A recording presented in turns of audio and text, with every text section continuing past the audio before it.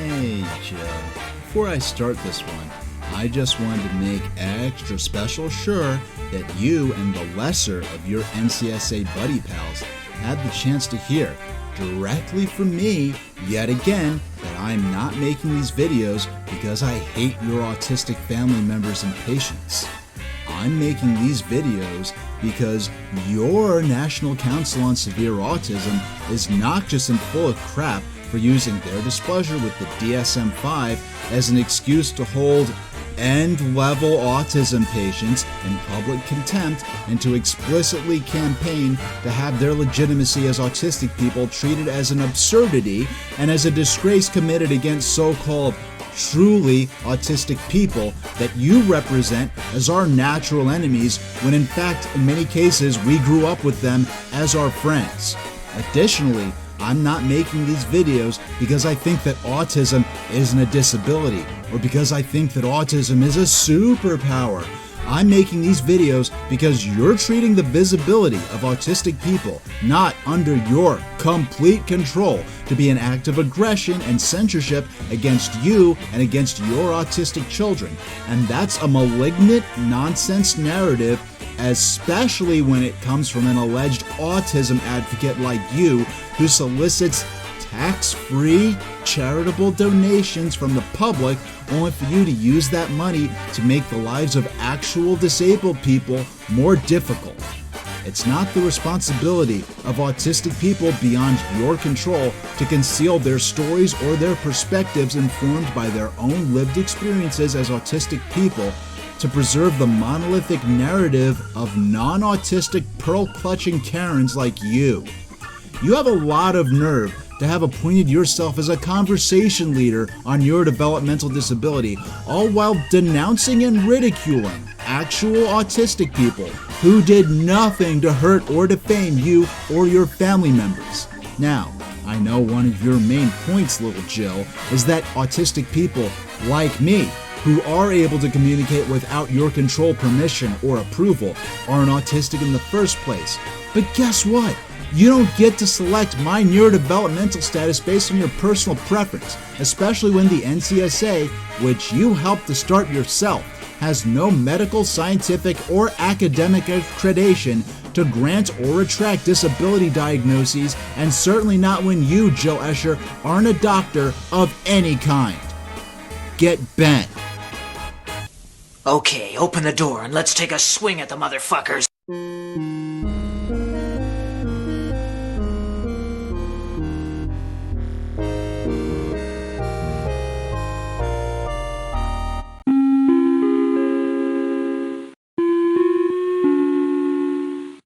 Hi, I'm Super Train Station H, and welcome to part 16 of Barrier Aggression, my critical analysis of Autism Confidential, the National Council on Severe Autism's podcast series, hosted by NCSA President Jill Escher.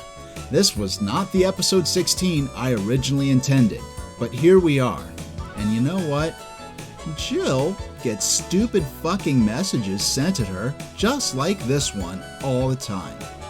This is a response to her sharing a picture of toys she purchased for her high support needs autistic son. If this world made even the slightest amount of sense, I'd be able to unconditionally defend the mother of a high support needs disabled person sharing a picture like this to explain their family member's presentation of disability to people who might be unfamiliar with it. But Jill is such a colossal agent of treachery that in spite of the fact that this message directed at her is bullshit, I also need to explain why Jill presenting this message attached to this image is disability discrimination being passed off as advocacy. And to be completely clear, little Jill, I'm not accusing your son's depiction of autism as being inauthentic. I'm accusing you of being inauthentic.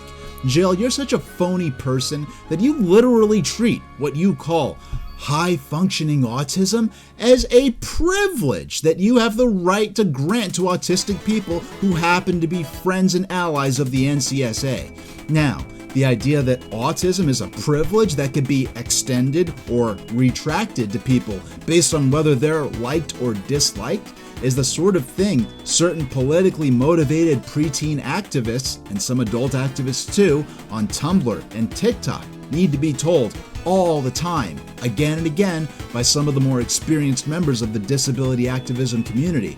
But it's certainly not the sort of thing I'd expect an adult in charge of an autism advocacy nonprofit to need to be told by a fucking cartoon dog, especially not one that's young enough to be your son, Jill. Now, I remind my audience that Jill presents herself as being well-informed enough on the neurodiversity paradigm to be in a position to lead criticism of the neurodiversity movement and give TEDx talks revolving around what she calls reality checks on autism and neurodiversity. So I'm here today to talk about 5 things you really should know about autism, but maybe not the things that you tend to hear all the time in the media. This is the reality check version. Yet she's so clueless that she consistently describes that paradigm as referring to autism as quote-unquote a neurodiversity, which is something that neurodiversity proponents who actually know what they're talking about have already been pulling their hair out, trying to beg other neurodiversity proponents not to make that mistake. As for Jill, it's like claiming to be an expert critic of the video game industry while believing that all video game consoles are called Nintendos. It shows a fundamental lack of familiarity with what she's talking about. Additionally, Jill is implying in this message on Twitter that it's a fundamental belief of the neurodiversity paradigm that characteristics of neurodivergence are not or cannot be disabling or detrimental to individuals with autism and other disabilities.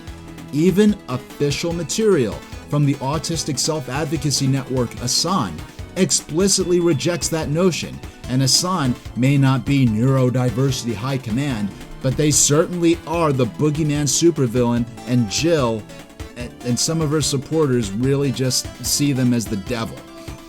And when we get to the core of it, Jill, I'm honest here.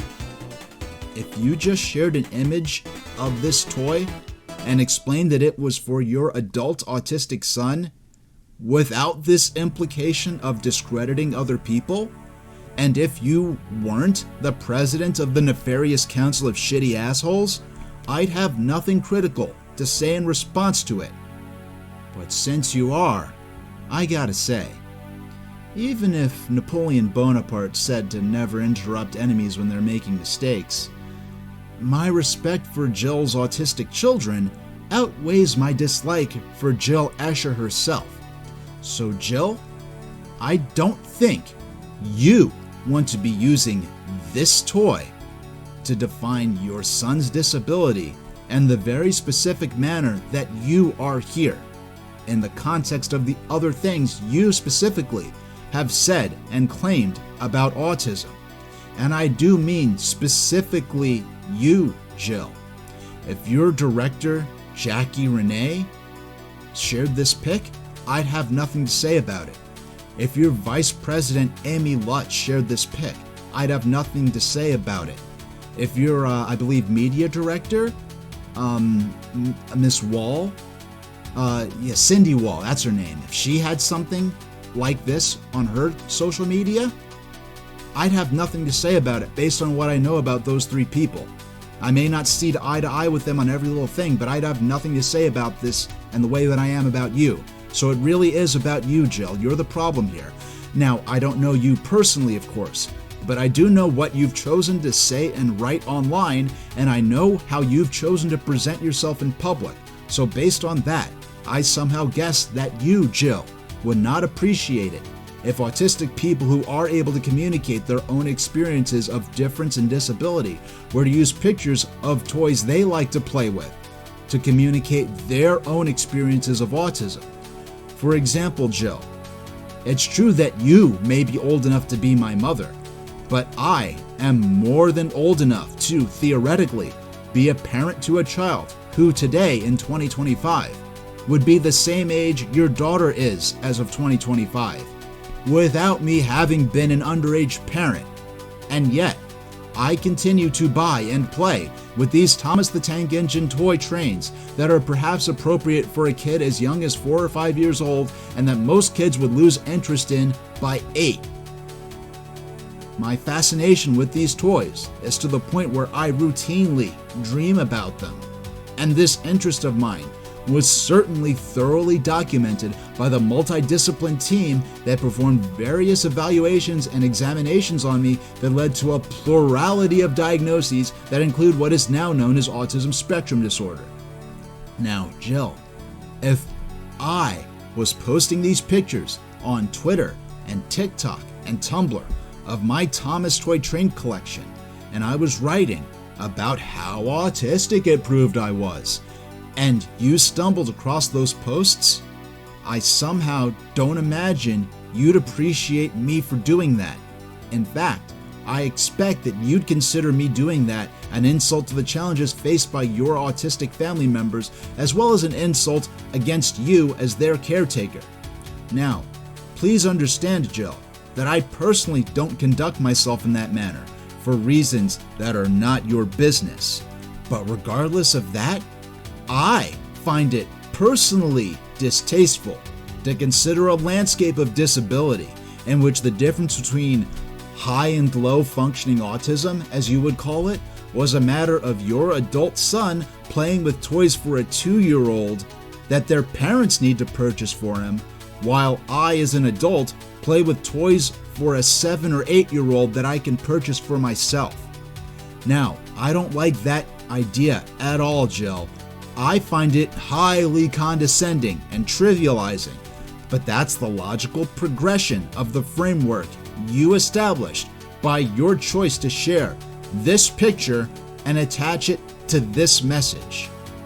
So if you don't like it either, Jill, cut it out. You can discuss your experiences as the lifelong parental caretaker of a high support needs autistic person in great detail without you digging this hole for yourself.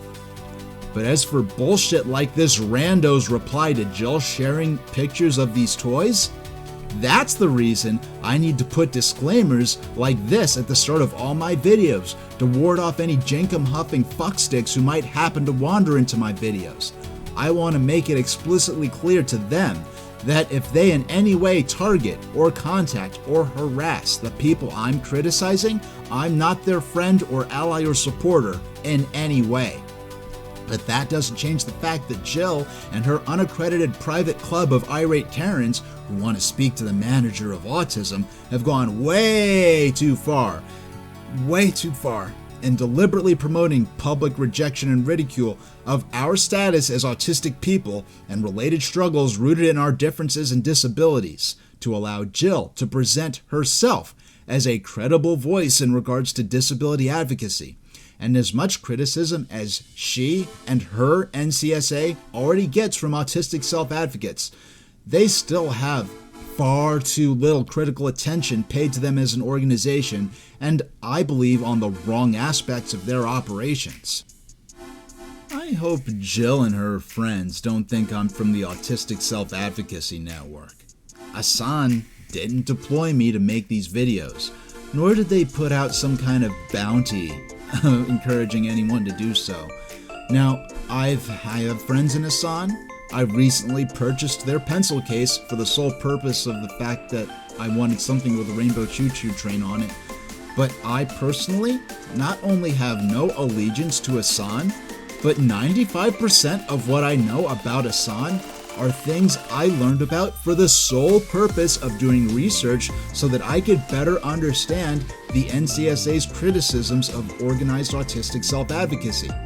A principle which certain NCSA supporters and fans of Jill Escher have compared to, how do I put this, like a twisted version of a group like Alcoholics Anonymous that harmed alcoholics instead of helping them by encouraging alcohol abuse when they should be against it. Now, I'm not kidding. This is an actual meme image circulated by critics of neurodiversity and autistic self-advocacy. I got this from the Twitter account of someone who, if I'm not mistaken, was either following Jill Escher, following the NCSA or following both of those accounts. Now, the NCSA may not have made or published this image, and I'm not holding the NCSA accountable for it directly, but I want to ask, what the fuck are the NCSA saying and doing that's attracting people who sincerely believe this is constructive or appropriate? Now, other gems I frequently encountered within this online circle of neurodiversity and self-advocacy opponents were rejections of the idea that diagnosis of autism was valid for anyone other than children, and rejection of the idea that autism was a valid diagnosis in females or black people. I'm not going to hold everyone with a criticism of autistic self-advocacy personally accountable for extreme opinions of what I'm sure is a relative minority, because if I were to do that to myself, I'd be holding myself accountable for people who call themselves neurodiversity proponents who think they're cloned from cat DNA passed down from Atlantis. And there are plenty of in-depth materials from neurodiversity proponents explaining why ideas like that are absolute nonsense. But as for the Autistic Self-Advocacy Network, I may be an autistic self-advocate, but I've functioned independently of organized self-advocacy and related discourse for my entire life, for better or for worse, even when my closest friends had it as a primary interest of theirs. My disconnection from organized autistic self-advocacy includes periods of prolonged struggle related to disability that cost me life-changing sums of money, and at times came a pen stroke away from instigating a lawsuit. This was back when a bad actor at my college ended up forging papers from my high school so she could claim that I was self-diagnosing to wrongfully demand access to disability services.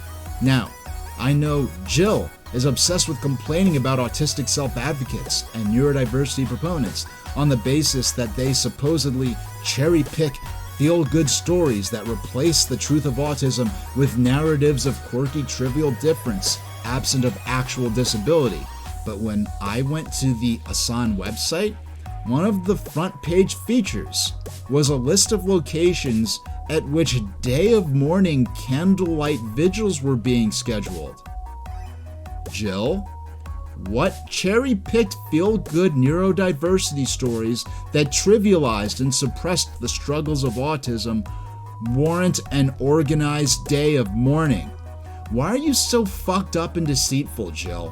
Why do you complain at every opportunity that autistic self-advocates refuse to discuss the difficulties and struggles of autism, and then you use your autism advocacy nonprofit to hold public indignation meetings when we do discuss these things, in which you twist our accounts of pain and suffering into being hit pieces that attacked your own autistic children?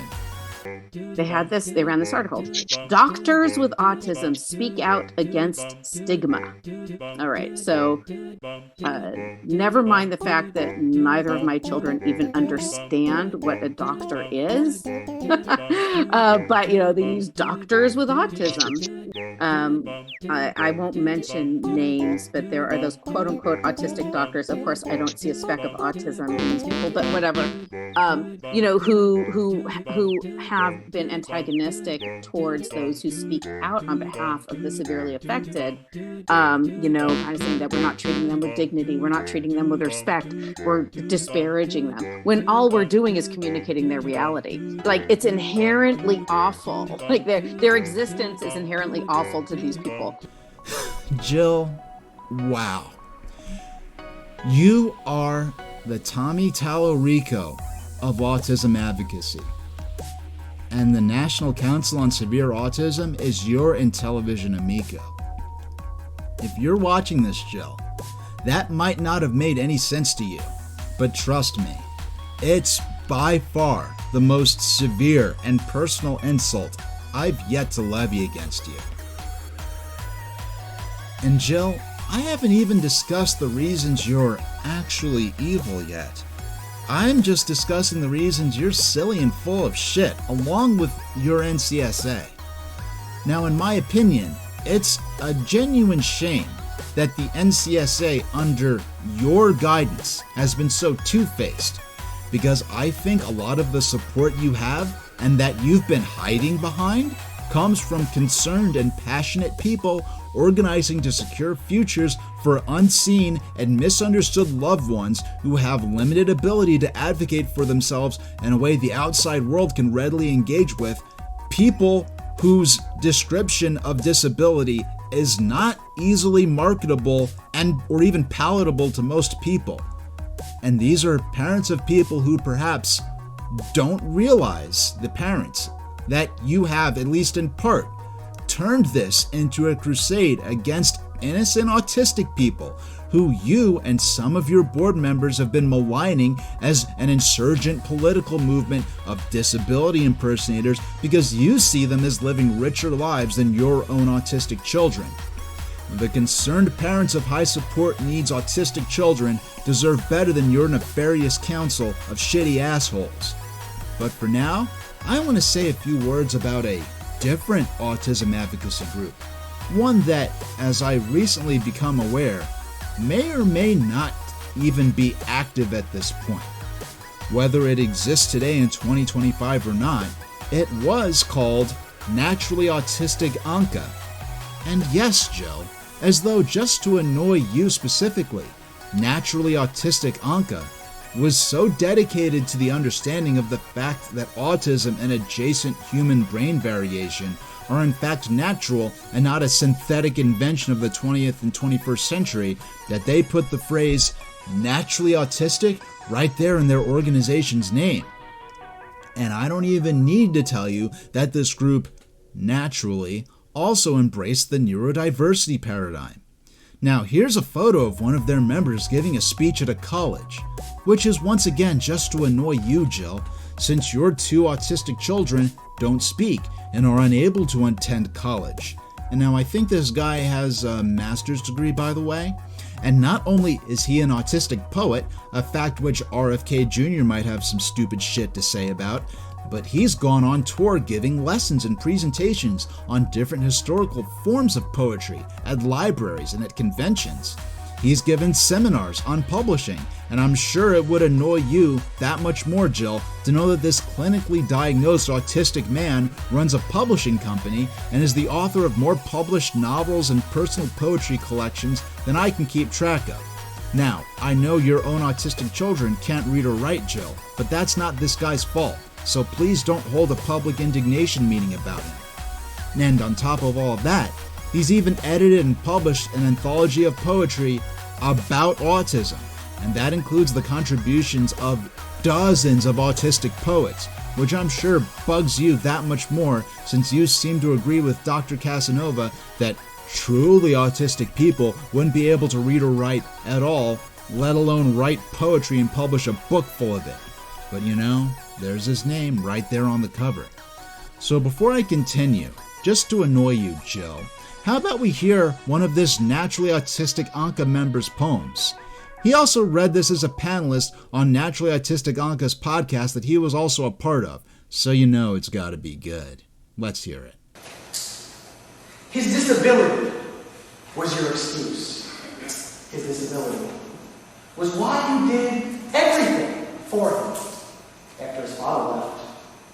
Woke him up, made his bed, breakfast, lunch, and dinner.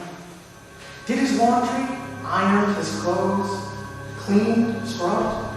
Took a second job so he wouldn't have to work one, even though he was 24 and you were 65. But he can't work, right? He can't clean, he can't do his laundry. He's autistic. What do you expect? What do I expect? I don't expect anything, but I remember.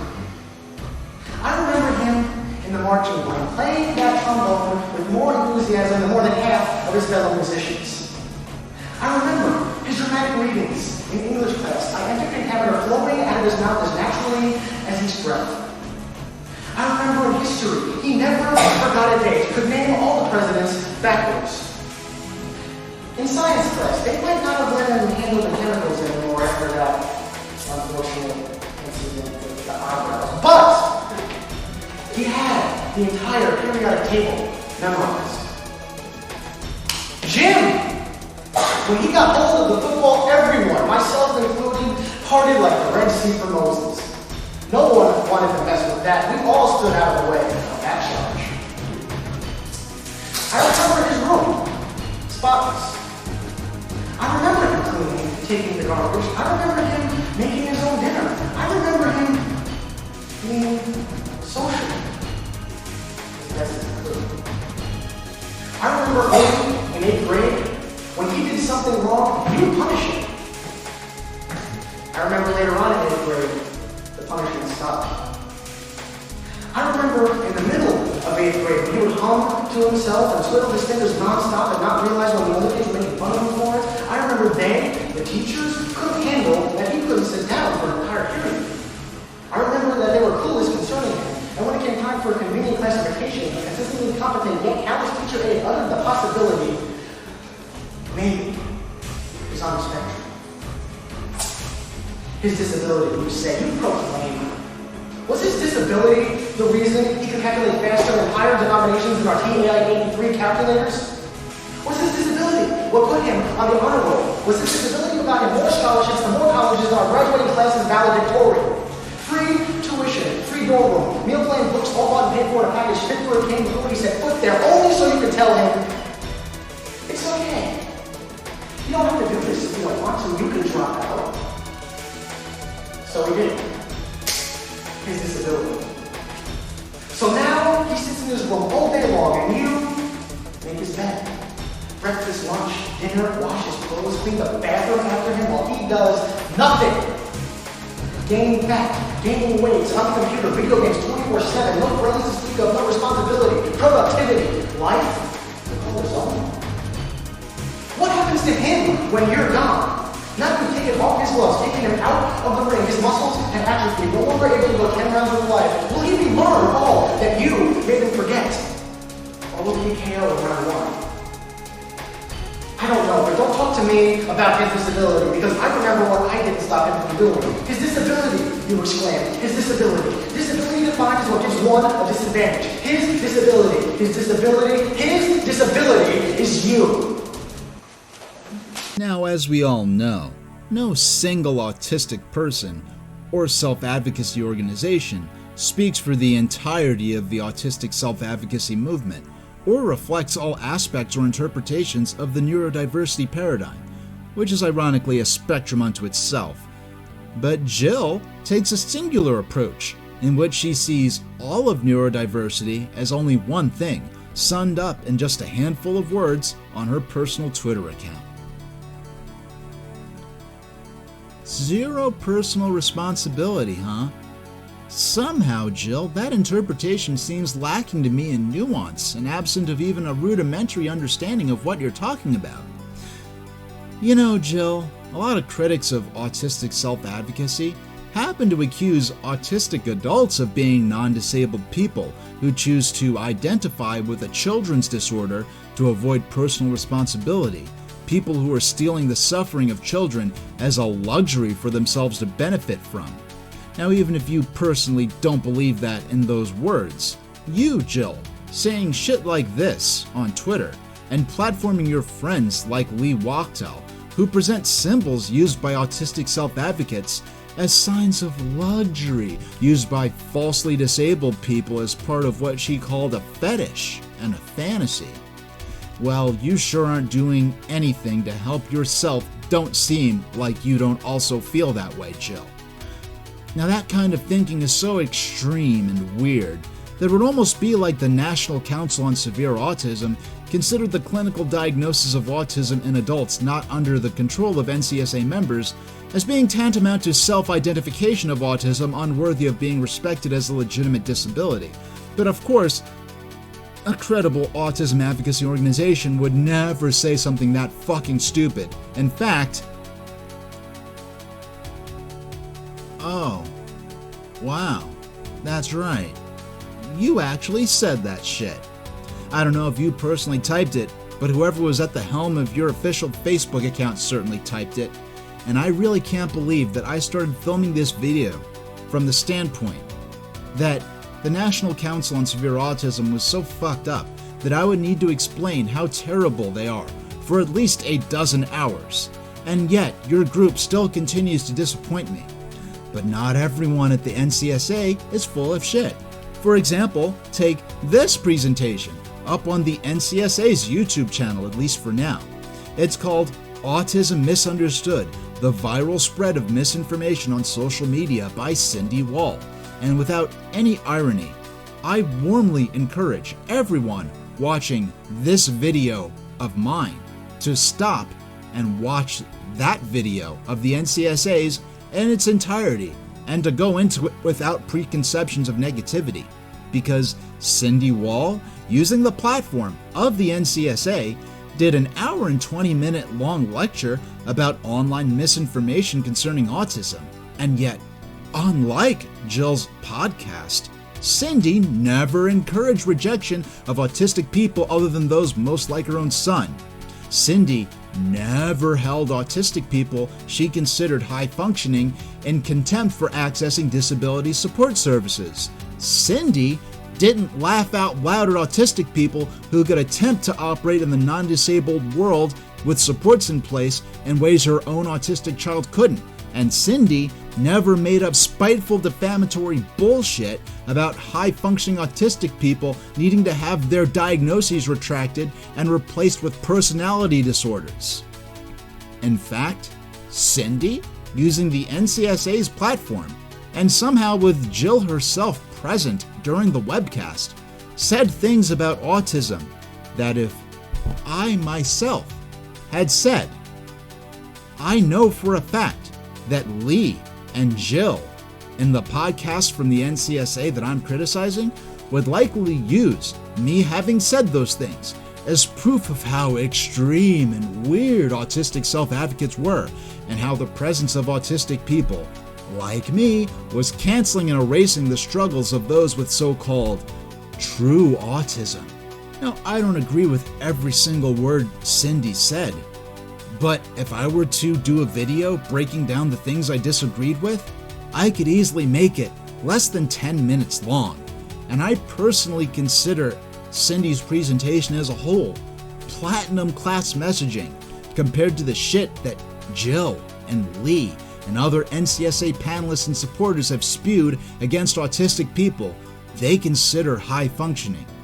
And based on this presentation, I believe that if Cindy Wall was in charge of the NCSA, and if in fact the NCSA as a whole consistently took on the tone and messaging of Cindy's presentation, I wouldn't have made a single negative video about them, let alone 16 or so and counting. But of course, none of that's advice on how the NCSA could attempt to impersonate not being evil in the future. And thanks to me, even though no one's watching these videos yet, I hope there'll be so many eyes on you at the NCSA, and especially you, Jill and Lee, that you'll never get away with bullshit like the stunt you pulled with this Spectrum News article about autistic doctors again. And hey, Jill, how would you feel, hypothetically, if I were to tell you that Cindy's webinar was the first piece of video content I saw from the NCSA, and that after I filmed a 4-hour-long teardown in 2024 dismantling toxic arguments of an autism attack mom on Buck Angel's podcast named Amber, who railed against high-functioning autistic people while claiming that she was spreading the truth about autism, I wanted to make a contrasting follow-up video where I used Cindy's NCSA webinar as a positive example of how to combat online autism misinformation without promoting public dislike for autistic people who might be called higher functioning. But that once I looked into the other stuff you, Lee, and Jill, the president and board members on the NCSA, when I saw the other shit that you put out, I realized there was no way I could endorse the NCSA with you as its president, Jill.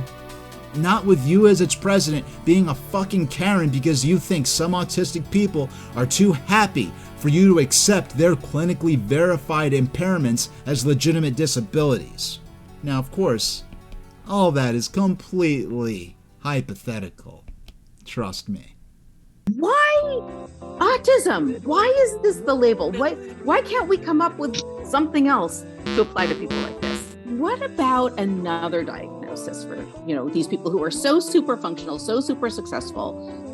They don't really have, severe social communication problems, because here they are, they're able to, to express very complicated thoughts and, converse daily. What about another diagnosis? I mean, is there anything in the DSM? I mean, you guys are members of the APA, right? The American Psychiatric Association. I mean, is there anything in the book that could be applied instead of autism, some kind of personality disorder? Jill, what is definitely not hypothetical is that I was able to trust Cindy as someone who was passionate about reasonable and sane criticism of online misinformation about autism.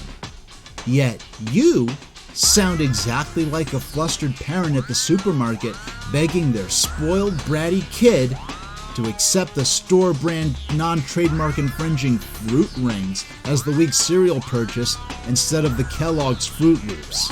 And far more importantly, Jill, you're saying this as though the Spectrum News article was about non-autistic people asking you or the NCSA for permission to be diagnosed with autism spectrum disorder. It's not. Jill, people's disability status isn't subject to you or your group's discretion to validate or reject based on your personal fucking preferences and opinions. You're the non-doctor president of a civilian nonprofit without any academic, scientific, or medical accreditation or authority of any level that I was able to uncover.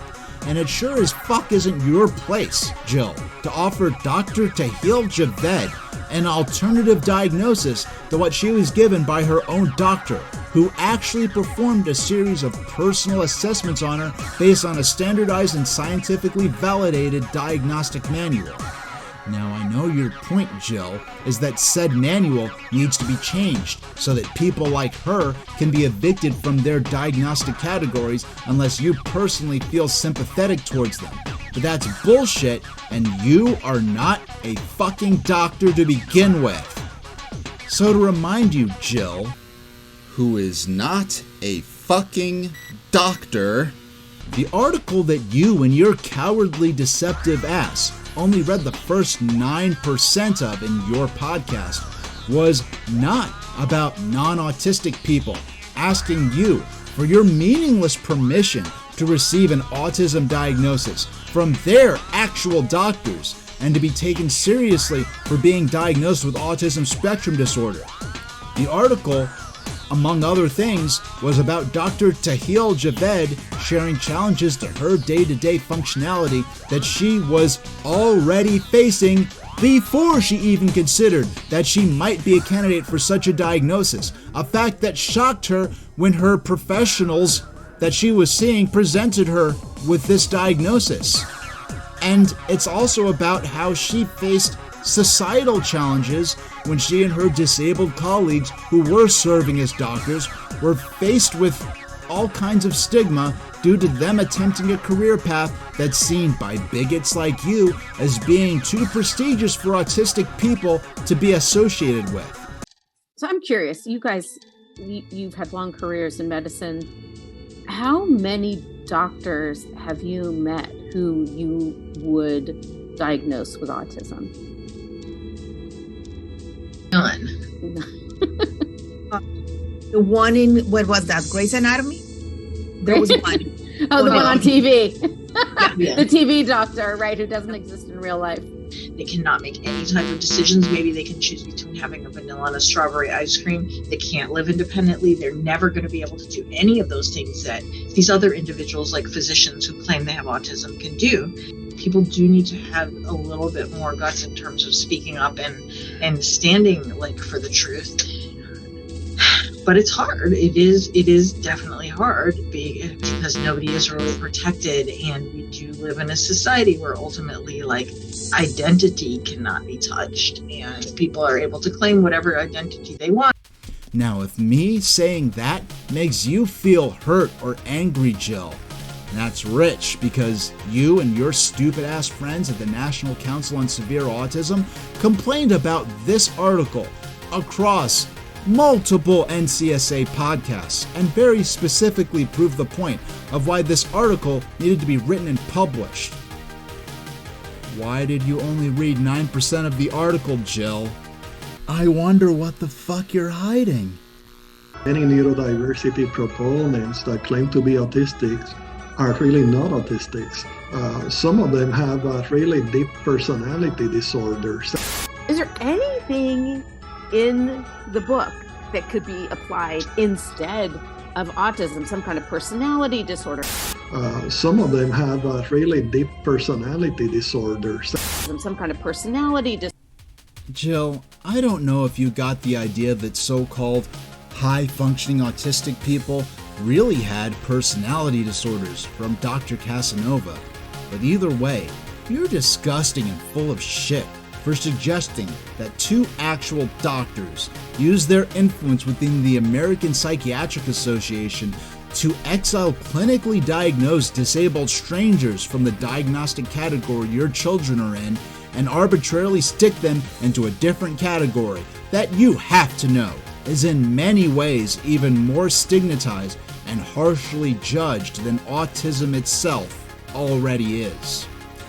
I mean, if you think the ASD diagnosis, as formed in the DSM-5, has a problem with lack of specificity that's detrimental to disabled people in terms of their being understood clearly, in terms of their challenges and needs, I think that's fine, because lots of people have argued that without being shitheads, but you're the only person I've heard of who frames this concern in such a spiteful and resentful manner.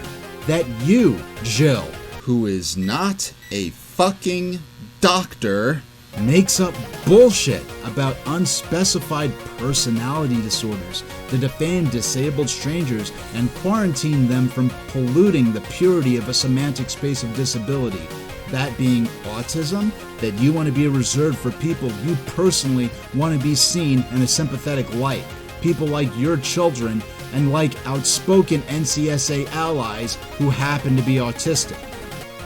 And the fact that you, on a whim, propose replacing people's neurodevelopmental disability diagnoses with what you called some personality disorder to be specified at a later date, as though anything within the DSM is interchangeable based on your personal desires for how disabled people other than your children should be perceived, it further distorts the pale illusion of you being knowledgeable about these issues of disability, and it makes clearer than ever that you want autism spectrum disorder to be a private club for your children and the children and patients of your friends and allies, and no one else.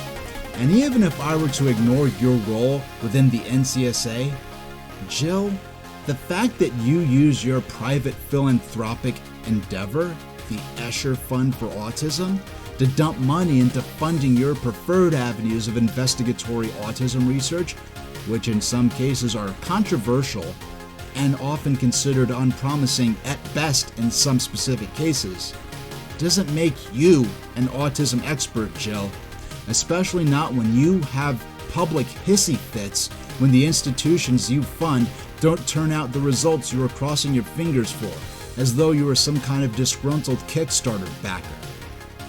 You present yourself to the public as an autism expert to the point where you feel valid in denouncing the autism diagnoses of people you've never fucking met, and at least one actual doctor, a doctor who was otherwise outspokenly fond of your efforts to help high support needs autistic people.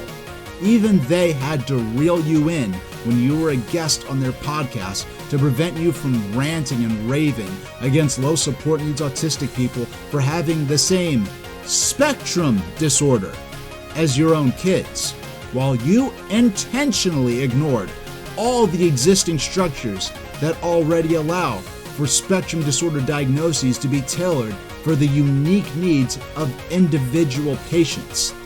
And I, myself, can provide plenty of reasoning as to why this diagnostic structure for autism is imperfect as it exists in the DSM-5, but I don't need to lie in order to do so. I don't need to denounce my own realities as a disabled person to do so. While you, Jill, have such a critical lack of imagination that you jump at the chance to denounce the struggles of people like me who have suffered, to make your children the center stage main characters of autism, or rather, to make yourself the main character of autism when you aren't even autistic. There are those quote unquote autistic doctors. Of course, I don't see a speck of autism in these people, but whatever, who have been antagonistic towards those who speak out on behalf of the severely affected. Kind of saying that we're not treating them with dignity, we're not treating them with respect, we're disparaging them, when all we're doing is communicating their reality. Like, it's inherently awful. Like, their existence is inherently awful to these people. Anyway, I won't elaborate on that too much. But, what about another diagnosis for, these people who are so super functional, so super successful?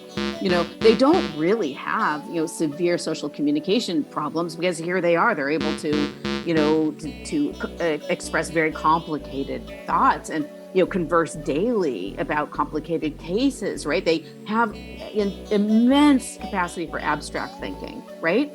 And what about another diagnosis? I mean, is there anything in the DSM? I mean, you guys are members of the APA, right? The American Psychiatric Association. I mean, is there anything in the book that could be applied instead of autism, some kind of personality disorder? Even if we were to pretend to begin to take Jill seriously, her proposal of some personality disorder to replace the ASD diagnoses of relatively higher functioning autistic people, as she would describe them, isn't even remotely useful or specific, which is again funny given Jill's main complaint about the current ASD diagnostic structure she's fighting to discredit, along with relatively higher functioning diagnosed people that are under it, is its alleged critical absence of specificity, which she might not even be entirely wrong about, even if she is still full of shit and explicitly hypocritical. But in any case, in episode 39 of Autism Confidential, Jill only offered some personality disorder as a substitute for relatively higher functioning ASD diagnoses. But on her guest appearance on Peter Boghossian's podcast, she offers something potentially more specific and useful.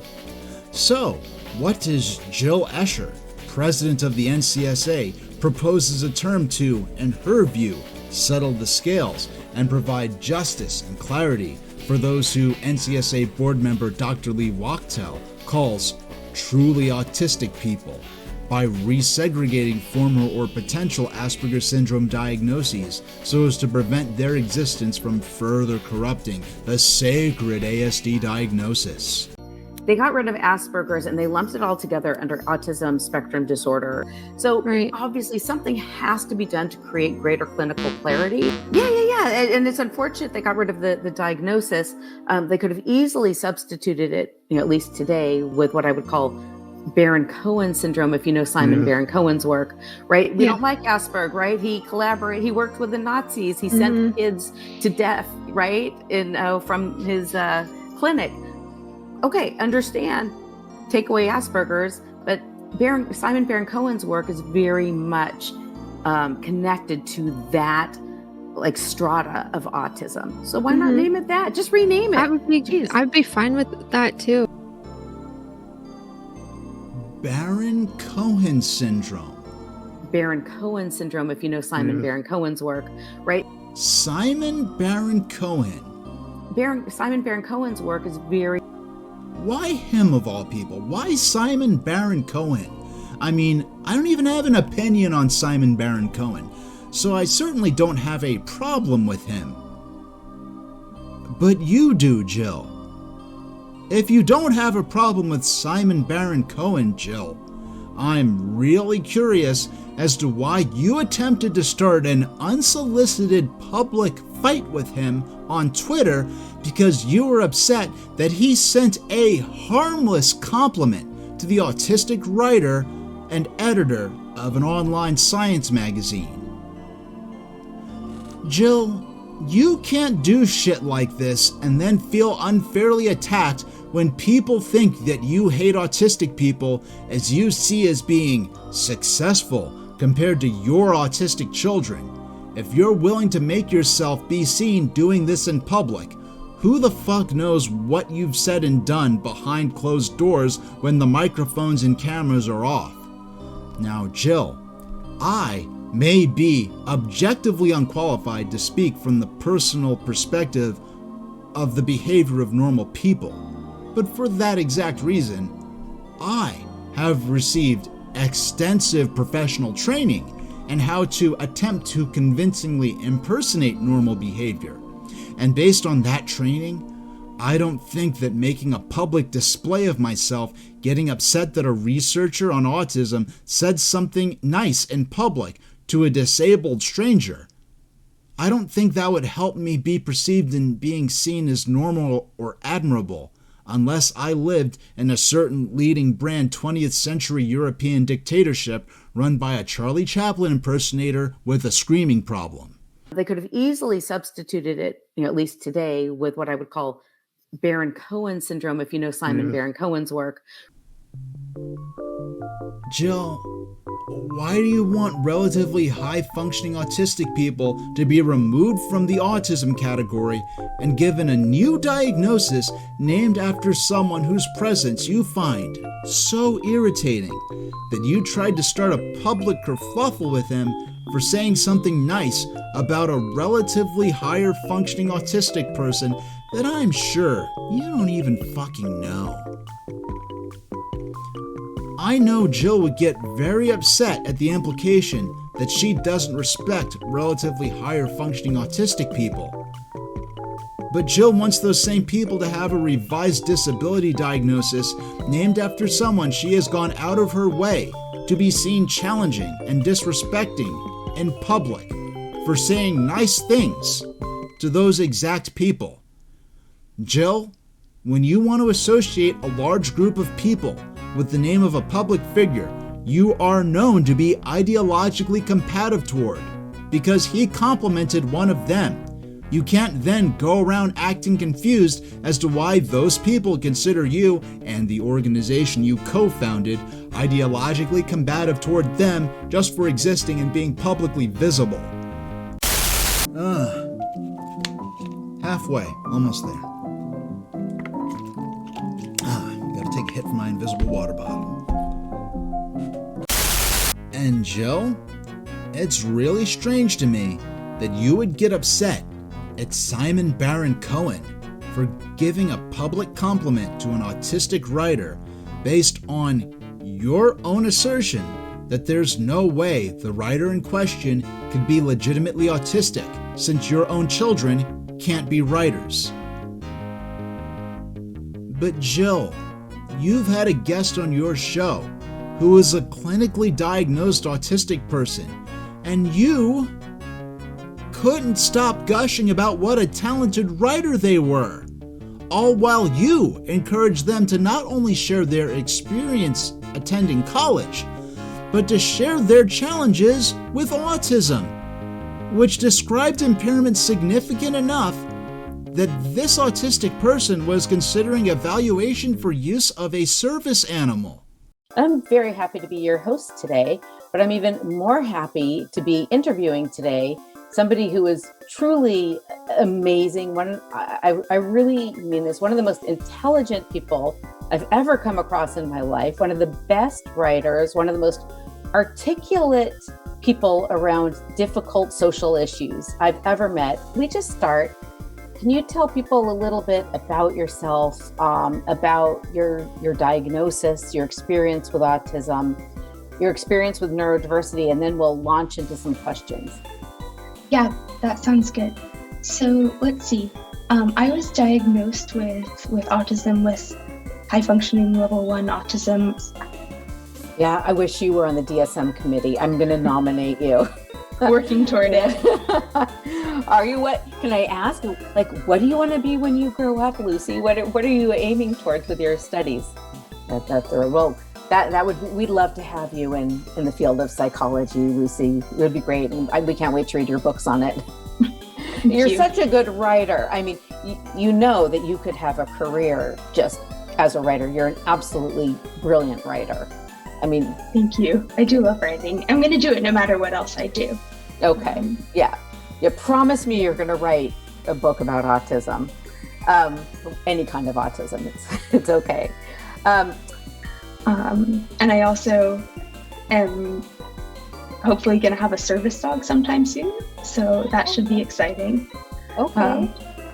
But then again, that particular autistic person was an NCSA ally and is an outspoken critic of the neurodiversity movement and describes themselves as not being autistic, in spite of their being clinically diagnosed with autism spectrum disorder.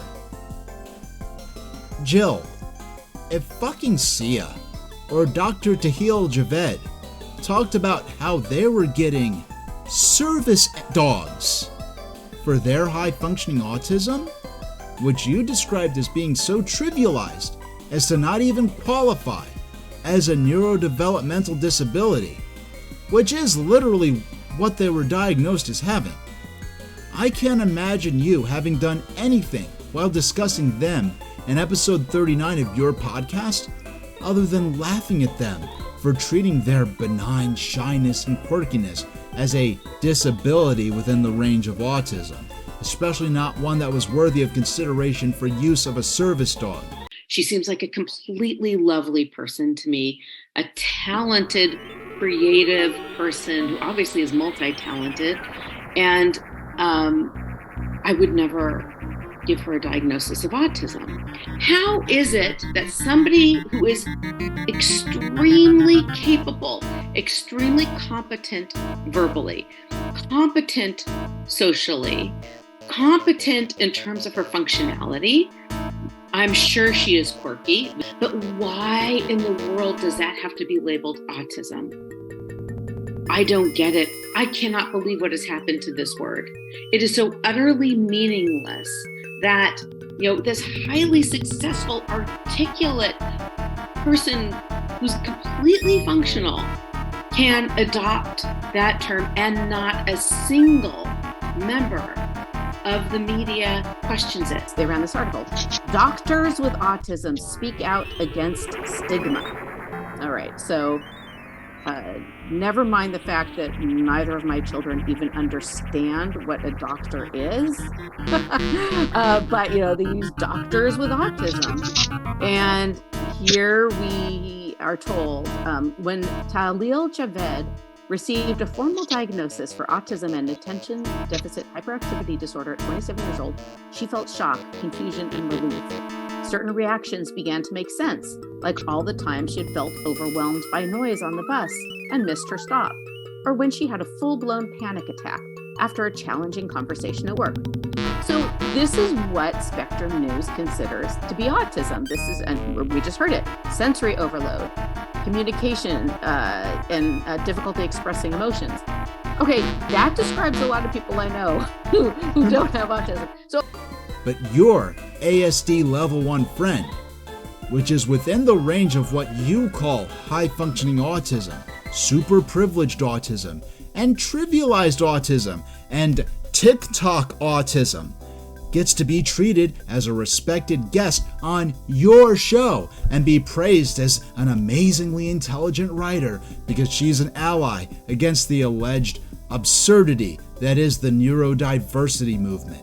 Somebody who is truly amazing. I really mean this. One of the most intelligent people I've ever come across in my life. One of the best writers. One of the most articulate people around difficult social issues I've ever met. So let's see. I was diagnosed with autism, with high functioning level 1 autism. We'd love to have you in the field of psychology, Lucy. It would be great. And we can't wait to read your books on it. You're such a good writer. I mean, you know that you could have a career just as a writer. You're an absolutely brilliant writer.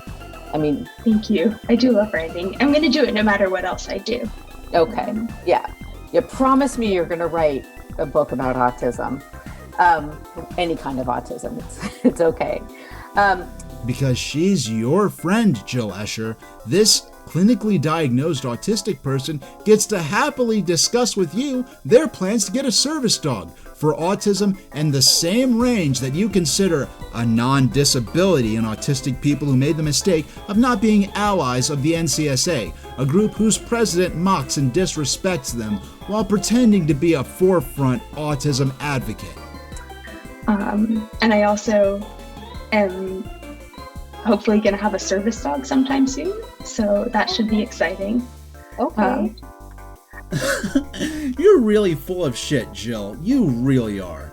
You toss unprovoked, serious disability slurs against people you dislike and disagree with on Twitter, while being a disability philanthropist and the president of a nonprofit organization that accepts tax-free charitable donations from the public.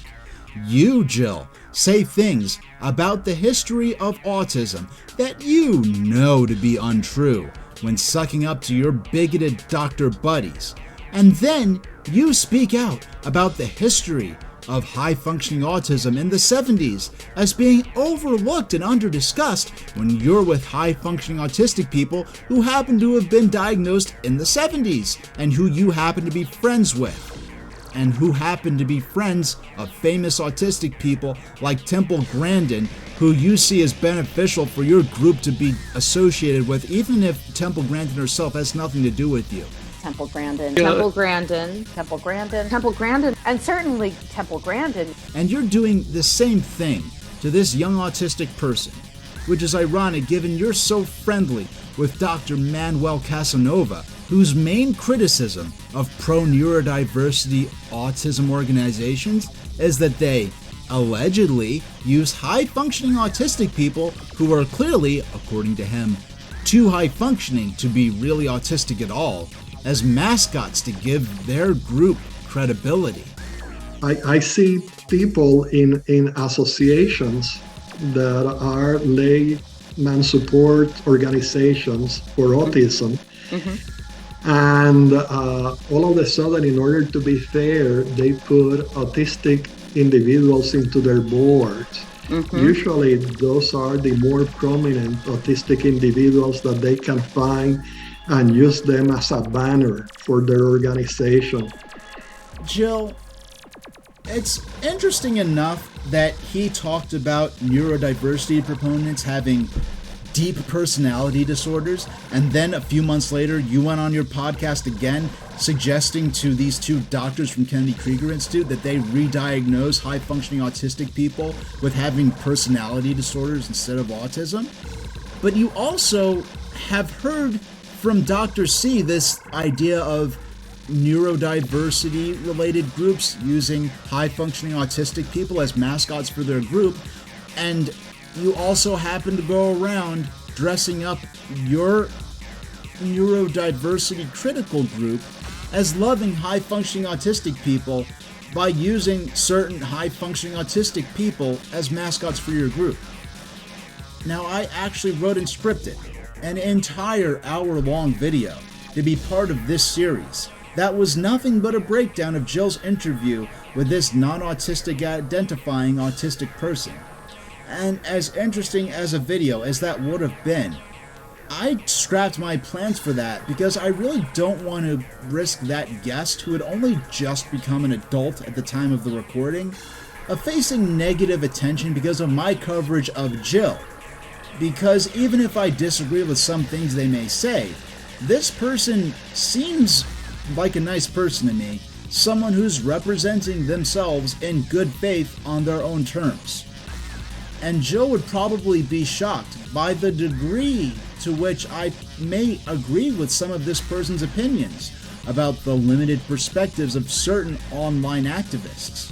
And regardless of my agreements or lack thereof with this person who was a guest on Jill's show, I personally imagine that they'd be engaging to hang out with. and it's not their fault that Jill was nice to them in spite of her being a silly dumbass to autistic people who aren't subservient to her and her NCSA's agenda. Now, anyway, I just want to point out that it's incredible how Jill and her NCSA friends, many of them at least, implicate clinically diagnosed ASD patients of incorrectly self-identifying as being autistic so as to challenge their honesty and integrity in regards to their life experiences related to autistic traits.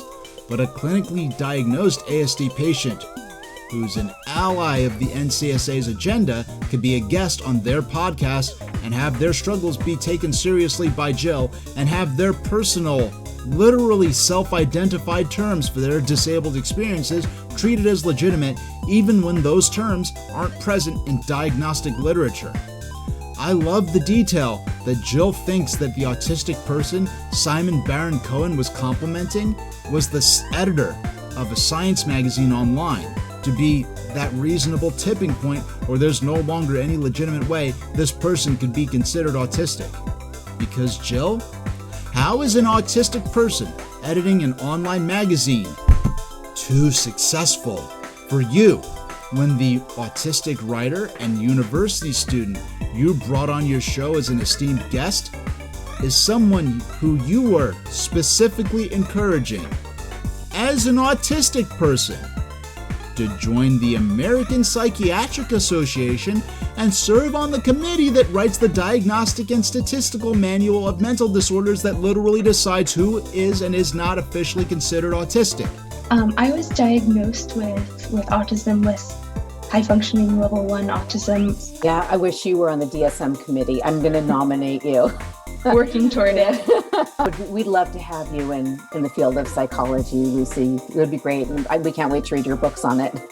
You're such a good writer. I mean, you know that you could have a career just as a writer. You're an absolutely brilliant writer. I mean, thank you. I do love writing. I'm going to do it no matter what else I do. I mean, Jill, lay this out. If Dr. Tahil Javed moved to the United States and joined the APA and worked her way onto the DSM committee, you and Dr. Wachtel and Dr. Casanova would surely be treating her as an untrustworthy radical autism revisionist who was falsely claiming autistic status and was acting out against your autistic children and patients by infiltrating the APA to destroy the integrity of the autism definition. They ran this article. Doctors with autism speak out against stigma. All right, so never mind the fact that neither of my children even understand what a doctor is. But, they use doctors with autism. And here we are told, when Tahil Javed received a formal diagnosis for autism and attention deficit hyperactivity disorder at 27 years old, she felt shock, confusion, and relief. Certain reactions began to make sense, like all the time she had felt overwhelmed by noise on the bus and missed her stop, or when she had a full-blown panic attack after a challenging conversation at work. So this is what Spectrum News considers to be autism. This is, and we just heard it, sensory overload, communication, and difficulty expressing emotions. Okay, that describes a lot of people I know who don't have autism. So as a recap for Jill's logic here, if an autistic person who is autistic to the point of undergoing serialized hospitalizations and is in the process of getting a service dog, if they want to join the American Psychiatric Association and serve on the DSM committee with specific ambitions of rewriting the autism diagnosis, that's wonderful according to Jill, as long as that person is on board with the NCSA's agenda and policy positions. But if an autism researcher like Simon Baron Cohen compliments an autistic person who's a writer and an editor for an online science magazine, that's just unacceptable and shows that the term autism needs to be scrapped in its entirety due to including people that presumably Jill doesn't even consider to have a neurodevelopmental disability. And Jill, if you really think that being the editor of Science marks someone as too successful to have an autism diagnosis, I'd love to know what you'd think about Temple Grandin, who has multiple doctorate-level degrees.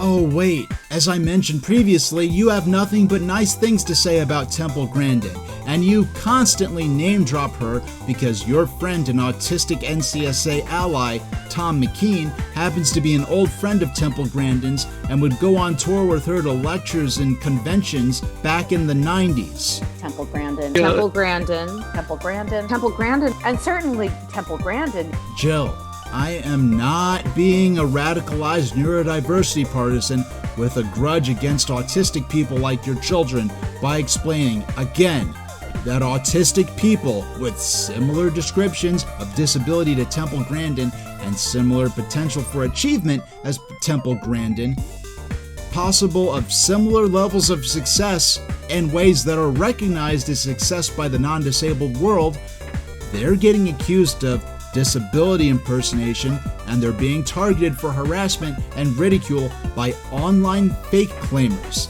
and by in-person real-world bigots because of messages like those you and your panelist friends at the NCSA have published, claiming it to be the truth about what your board member Lee Wachtel calls true autism, a term which for the millionth time I want to remind everyone has no scientific or academic credibility or recognition.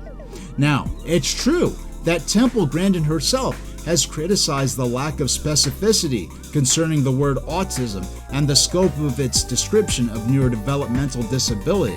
But Jill, Temple Grandin doing that is completely different from your bitter crusade to evict end-level patients from the diagnostic nomenclature that many of them have known and used at this point since childhood for their entire lives and who are now adults, and to encourage the public to doubt their very status as scientifically recognized disabled people with clinically significant impairments that they required help for or could have significantly benefited from help for if that help had been available.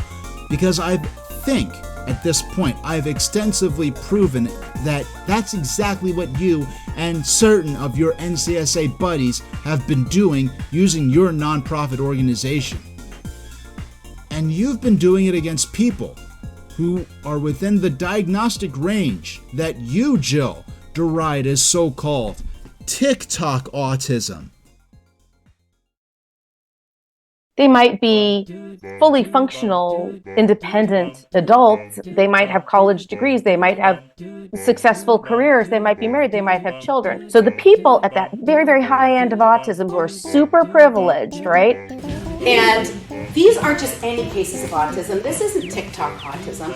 You have to have a developmental disability to qualify for services in this system. And what you have is this insane world where my son and daughter are lumped into the same disorder as these online people on Twitter who are like, or TikTok, who are like, look at me flapping.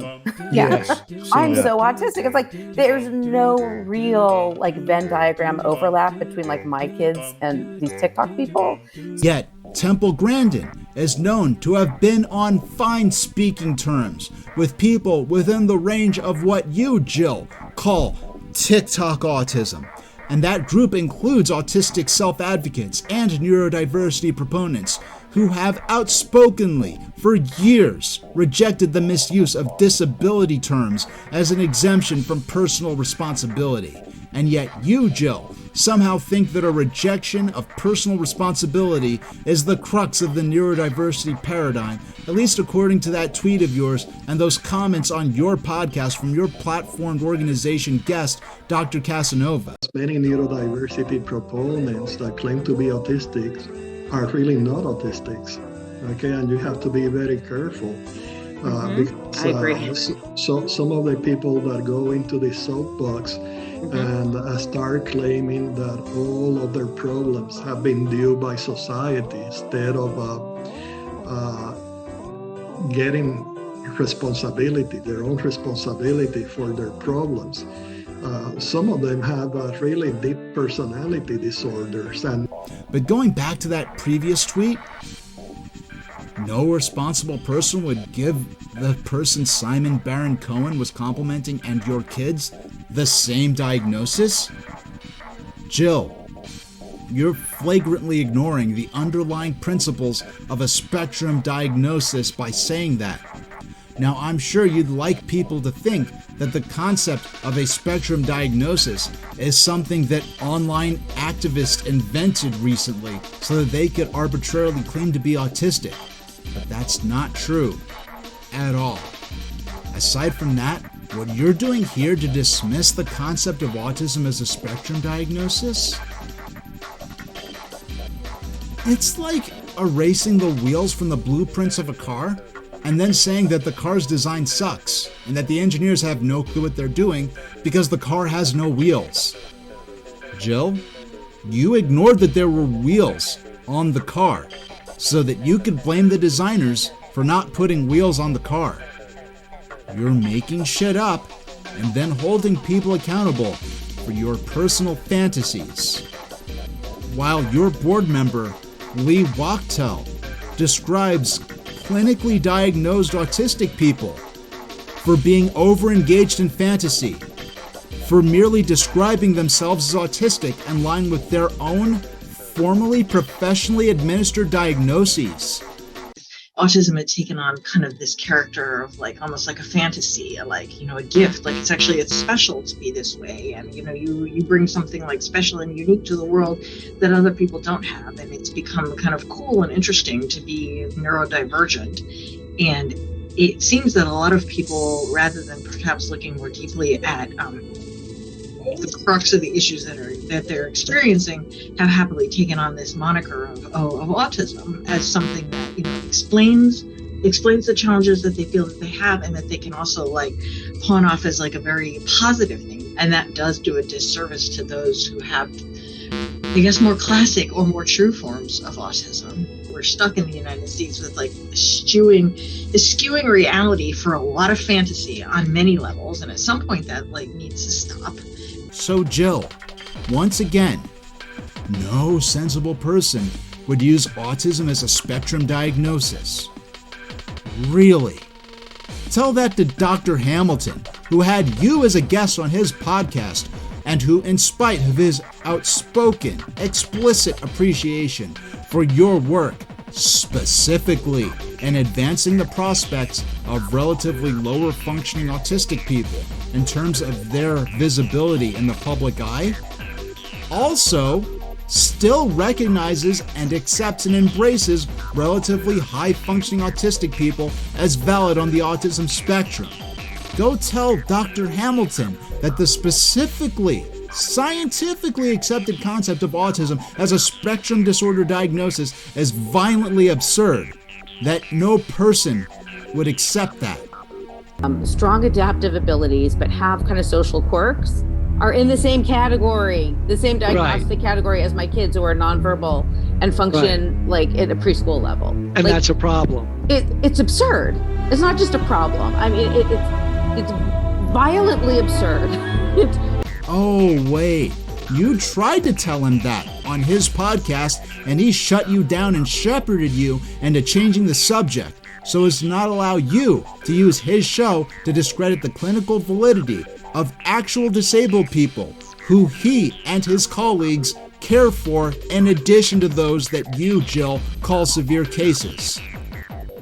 You do have some people who are very quirky socially and, you know, have some slight sensory and behavioral challenges, and they might be diagnosed with autism. They might be fully functional, independent adults. They might have college degrees. They might have successful careers. They might be married. They might have children, but they might be given the same diagnosis as my nonverbal children who can't read, who can't write, who can't talk, who can't play with toys, who lack almost any abstract thought.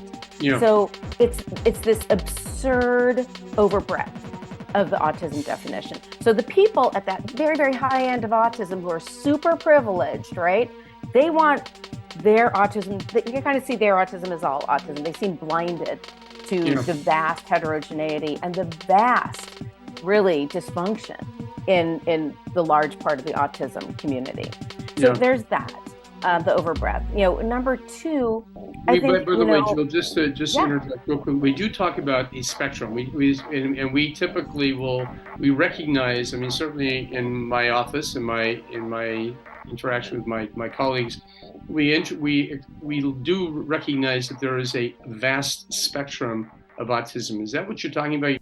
Meanwhile, you and some of your podcast guests accuse even clinically diagnosed relatively higher functioning ASD patients of not only allegedly incorrectly declaring themselves autistic, but of wrongfully accessing disability support services that people within their range of disability have relied upon for over 30 years to attempt to integrate into the non-disabled world, as though their disability status was merely the result of recent revisionist meddling with the DSM, and that previously they would never have been eligible for things like special education and disability support services, things that supposedly are for real disabled people like your kids. But unfortunately, it just really bears no semblance to what autism was when it was initially described by Kanner, when it was studied in the 70s by Rudder, and all the research that we have on autism is not what currently people are terming autism. And that does do a disservice to those who have, I guess, more classic or more true forms of autism. I have to agree. So, that's exactly the issue, the classic definition of autism.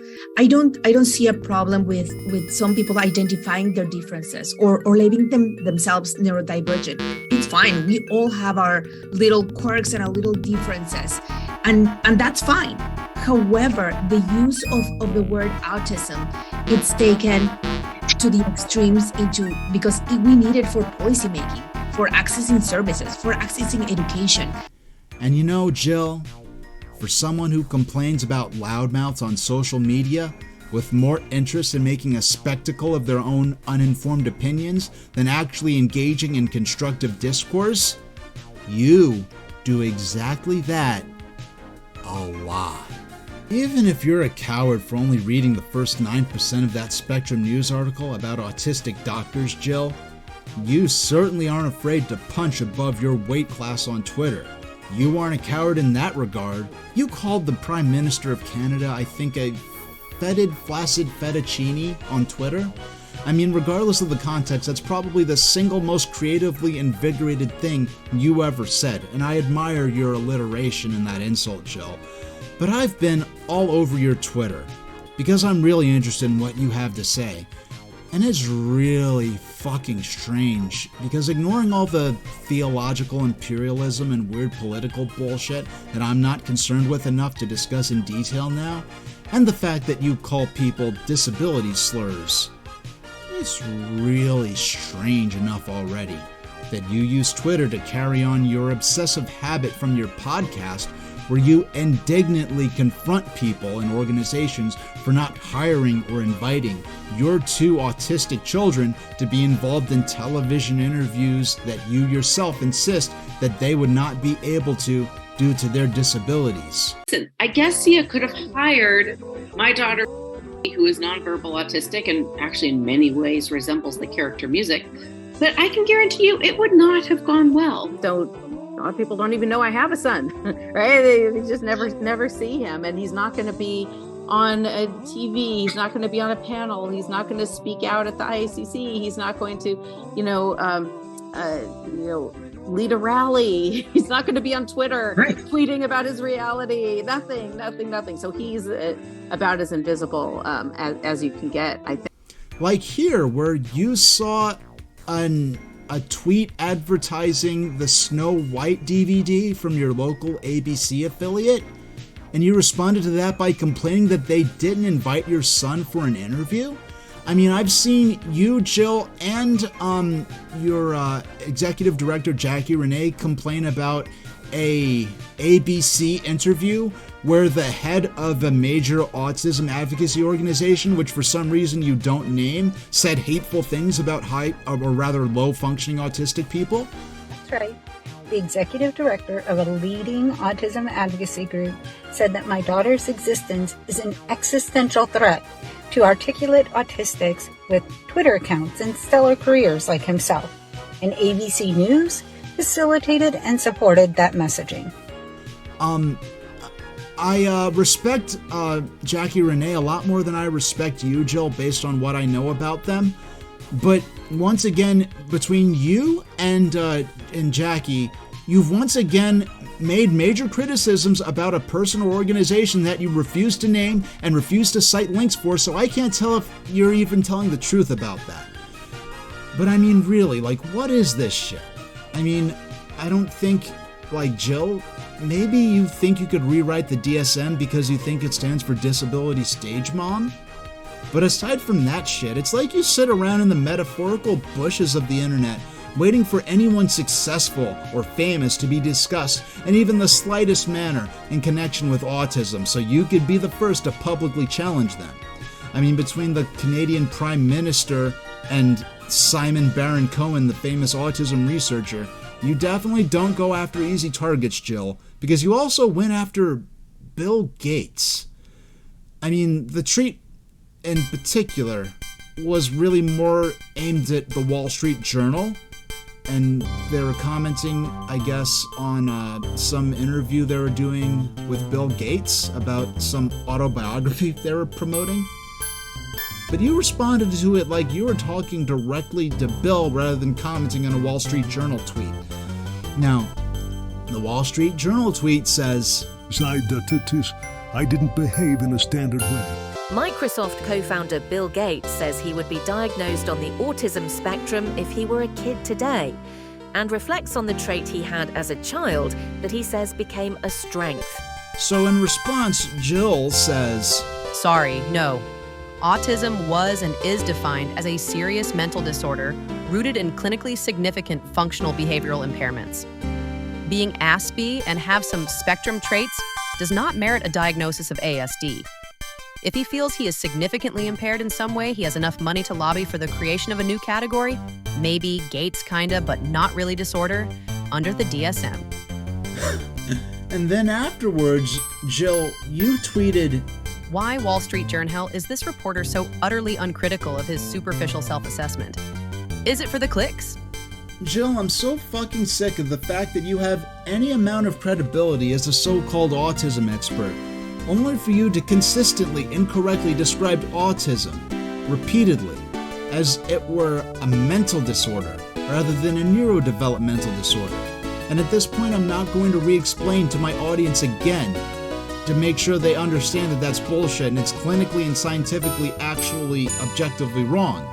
And instead, I'm gonna focus on the fact that these tweets of yours were so fucking weird that upon reading them, I immediately just assumed that whatever was in the actual video you were responding to couldn't possibly have had anything to do with what you were complaining about.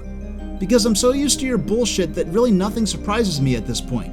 I just guessed, without watching the video in the tweet that you were replying to, that if you were mad at Bill Gates over his alleged superficial self-diagnosis of autism, then that meant that there was no way that the video actually contained footage of Bill Gates diagnosing himself with autism.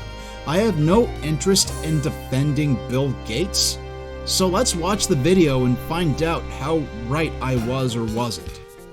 This whole thing of Asperger's or on the spectrum is a fairly new thing. You know, used to be autism had a fairly narrow definition that was, clearly identifiable. But this idea that if you're slow socializing, I have a behavior where I rock that bothers people, but that's also common, so-called self-stimming type thing. So I realized, wow, there's a bit of a pattern match there. Bill Gates reveals new details about his childhood, including the realization that were he a kid today, he would be diagnosed on the autism spectrum. Looking back on that, because I didn't behave in a standard way, and yet, that deep concentration that got applied to math and science and eventually to all those programming experiences I had, that became a strength. Jill, did you watch even 1 second of this 1-minute video that had you so angry and upset? Why is your defining characteristic getting pissed about autism-related headlines connected to people you consider too successful to be autistic, in which you didn't actually check the content you're mad about, or perhaps you just didn't care and decided to make up fake things to be mad about? Because at least in this clip, the one you were actually specifically responding to, Bill Gates never assessed himself to be autistic, or identified himself as having autism or Asperger's. In fact, in this specific clip, he seemed to be making the case that the semantic space of the word autism had broadened to such an extent that it was no longer concrete enough and specific enough to have a real, material meaning. It seemed like Bill Gates was arguing that beneficial but eccentric traits were being needlessly pathologically profiled due to their being associated with atypical behavioral characteristics. Jill, I don't know if you've watched any of your videos, but I have, and that seems to be one of your own keystone arguments.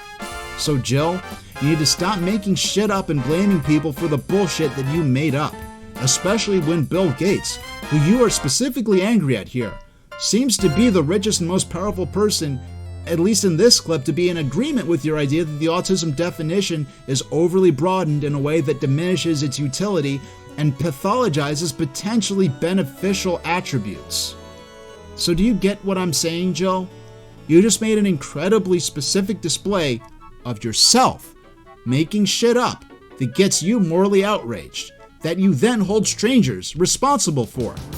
I may be a rabbit-eared dog man on the internet from the moon that drives miniature trains full of library books along a beach on the outskirts of New York City. But even to me, that's pretty strange. And the thing is, it's pretty obvious that the problem here is that you're just so upset over anything even vaguely related to autism being associated with a well-known successful person that you cared more about being seen getting outraged over this than checking the content to see what Bill was saying in the specific clip you are responding to.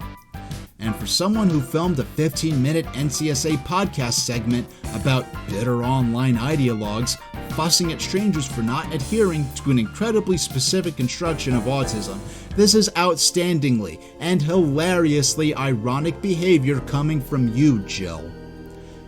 And the two weirdest details to me is, first, that you attempt to put Bill Gates in his place by quoting that autism was based on what you describe as clinically significant functional and behavioral impairments?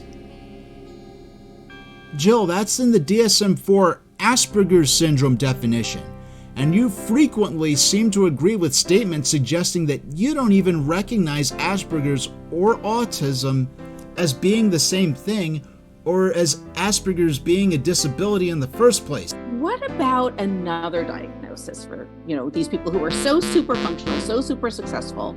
They don't really have, severe social communication problems, because here they are, they're able to, express very complicated thoughts and, converse daily. What about another diagnosis? I mean, is there anything in the DSM? I mean, you guys are members of the APA, right? The American Psychiatric Association. I mean, is there anything in the book that could be applied instead of autism, some kind of personality In spite of the overlap between Asperger's and autism being explicitly pointed out in the original DSM-4 itself. The book that's the source of the Asperger's definition. And secondly, I'm just interested in that you seem to be sardonically accusing Bill Gates of lobbying for some kind of customized disorder specifically for him to be written into the DSM to make him feel special? Jill, Bill Gates did not say anything resembling that in even the vaguest possible sense in the video you linked to. But you making that comment seems to reflect a perception by you that disability terms are private territory to be staked out by influential people with the clout or sway to influence the DSM committee of the American Psychiatric Association, And that idea is certainly supported by the fact that you suggested to some of your doctor pals who are APA members to offer a summary re-diagnosis of some personality disorder to prevent Dr. Dahil Javed and her awful belligerent autistic doctor friends from polluting the sacred autism disorder diagnosis that you want to be a private territory for your children to occupy. You know, I know you've gone out of your way a number of times to explain how offended you get when successful people have autism diagnoses, Jill. But then, I've seen you accuse the neurodiversity movement of being against the success of autistic people and implying that wanting autistic people to be successful is somehow a form of ableism? Disability bigotry? You think that it's a key tenet of neurodiversity that wanting the success of autistic people is somehow anti-autistic bigotry? I love it when that happens. I love seeing people with autism succeed. Well, that's ableist of you, Thomas, because now you are preferring ability over disability. You're preferring success over failure. I am preferring success, yeah. But I would say that's ableist because in my view, ableism encompasses the notion that failure and success, disability and ability are all on the same plane. So, the same moral plane. So, listen. What the fuck, Jill? Working together, we can support young families as well as children and youth with autism as they transition to adulthood, helping each individual reach their full potential. Oh, thank you for the platitudes. Doctors with autism speak out against stigma. All right, so never mind the fact that neither of my children even understand what a doctor is. But, they use doctors with autism. And Jill, it's like you can't decide whether or not autistic people being successful in a way conventional success is defined upsets you more than your desire to depict the neurodiversity movement as being detrimental to autistic people by favoring their failure over their possible success. So you just do both, and you don't give a shit how explicitly contradictory and full of crap that sounds to anyone paying even the slightest attention to you. I don't have time for fine distinctions. I'm busy screaming at people. I love it when that happens. I love seeing people with autism succeed. Well, that's ableist of you, Thomas, because now you are preferring ability over disability. You're preferring success over failure.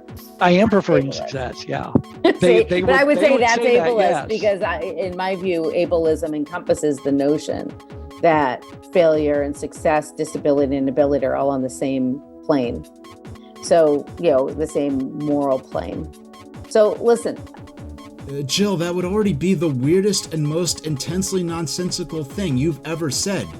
But it gets multiplied by like 1 million when you consider that when autistic people are successful, in a way recognized as success by the non-disabled world, you denounce them in public for being too successful compared to your own autistic children. Doctors with autism speak out against stigma. All right, so never mind the fact that neither of my children even understand what a doctor is. But, they use doctors with autism. And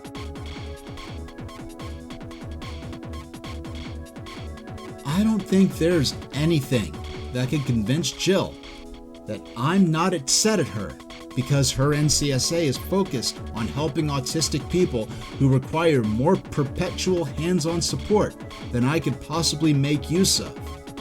But the reality is, while I am pissed at Jill's NCSA for their obsessive crusade with invalidating what they call high-functioning autism, I'm equally upset at her for encouraging the idea of a sense of natural conflict between high and low functioning autism, in which only one can exist and receive societal understanding and acceptance by the scientific and healthcare world. Jill, that's exactly what you and your friends say autistic people like me are doing. just by existing and by failing to acquiesce to have our experiences remain invisible within the disability space. Almost canceling anyone that has a different opinion now that we are in the new, modality of canceling people that we disagree with.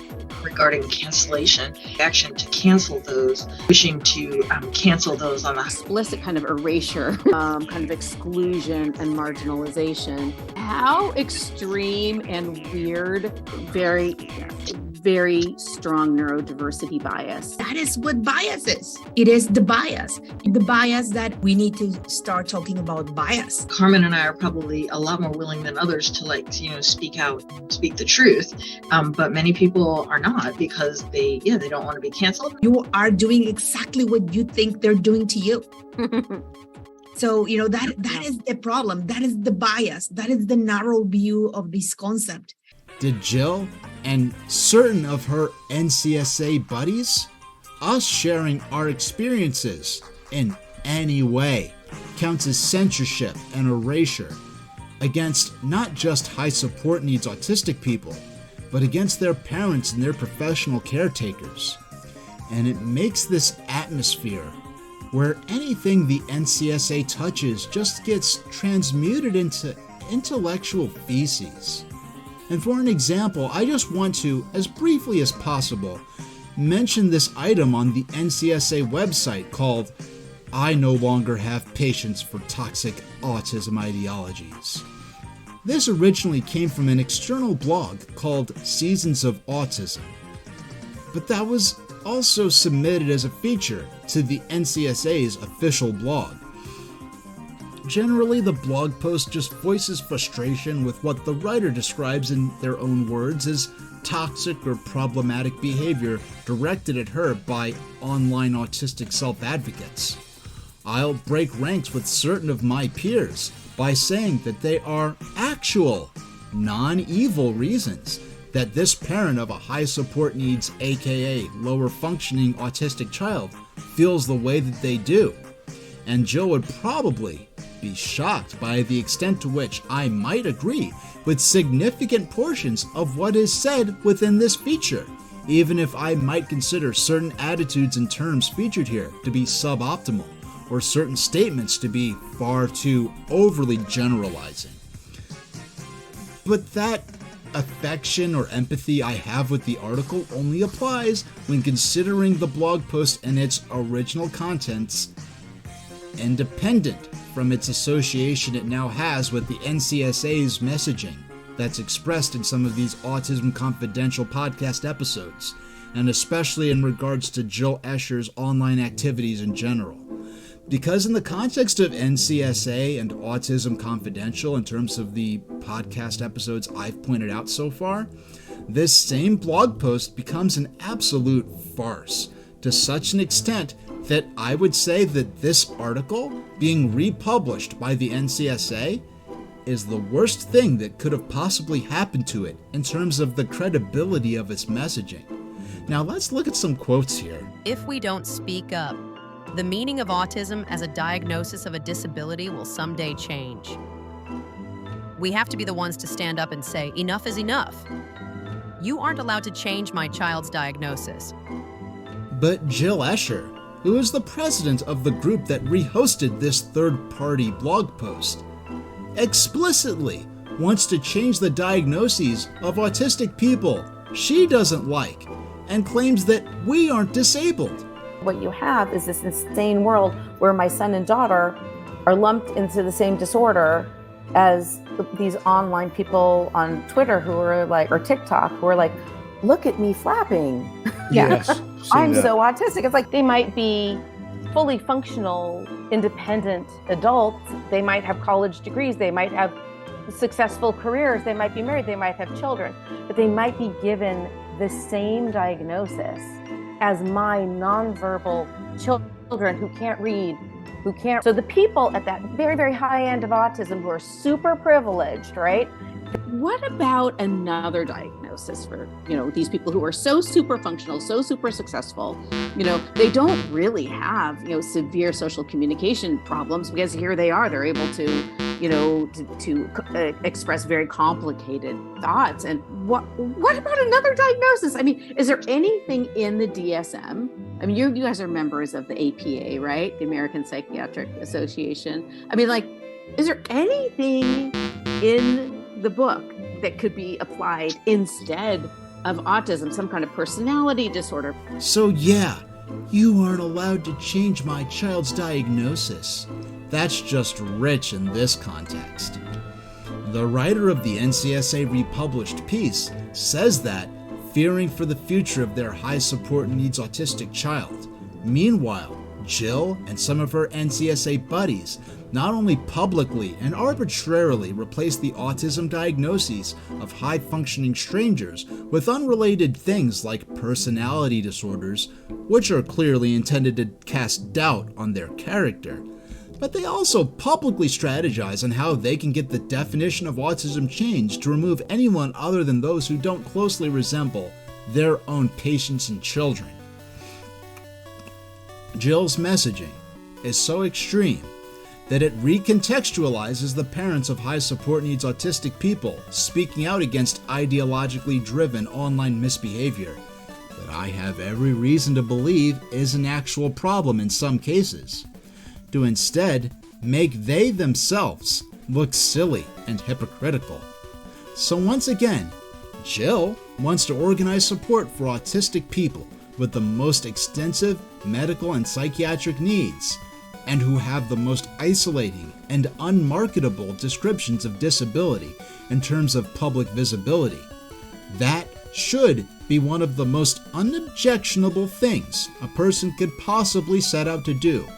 Yet Jill has found a way to be spiteful and full of shit in every dimension of her approach to autism advocacy, which is confusing and it's sad.